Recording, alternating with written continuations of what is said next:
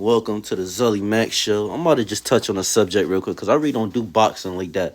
But but but I gotta talk about this. First off, people getting mad at Errol Spence for mentioning other people. Whatever, I don't care. Errol Spence is a real one and he's solid and he ain't come up with no excuses when he lost to Terrence Crawford. I don't want to hear nothing bad about Errol Spence. Let's just keep it 100. I don't want to hear nothing bad about that man. That's a fact. He's a solid. He a real one. He been thorough since he entered the game, and then that's just what it is. At the end of the day, whether he lost, I don't care. He's a real one. Let's just keep it 100. Listen, even if you don't like Errol Spence, it don't matter. I respect Errol Spence and Terrence Crawford. It don't matter. If you real, you real, and you gonna stay solid. It don't matter what you do in the game. It don't matter how much you win, lose. It don't matter how good you doing. People always gonna have something to say. Look at Mayweather. People always gonna have something to say about you, no matter how good you are. But at the end of the day, if we talking about Errol Spence because he about to make a comeback, I don't believe this is the right way to go about it. Saying all this bullshit. I believe people just be trying to come up with content. People just want something to say. They be just saying anything, and people don't take the time to sit back and analyze what's really being said. And you say, you know what, that really don't make sense. Or okay, this person just coming up with content. People hear something and then just run with it and don't do no homework.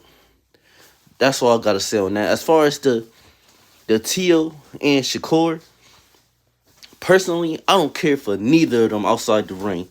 I don't like neither of their personalities, but that's besides the point. But we just talking straight boxing, which I'ma keep it because I don't know them personally.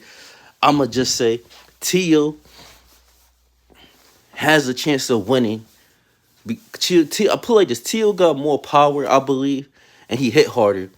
But Shakur been practicing with Terrence Crawford, so he has a better experience in that field. I just believe because I don't believe Tio is better than Terrence Crawford. I don't think nobody's saying that. And if Shakur Stevenson is sparring Bud Crawford often or frequently, that gives him an upper hand as far as that go. Now, Tio can win.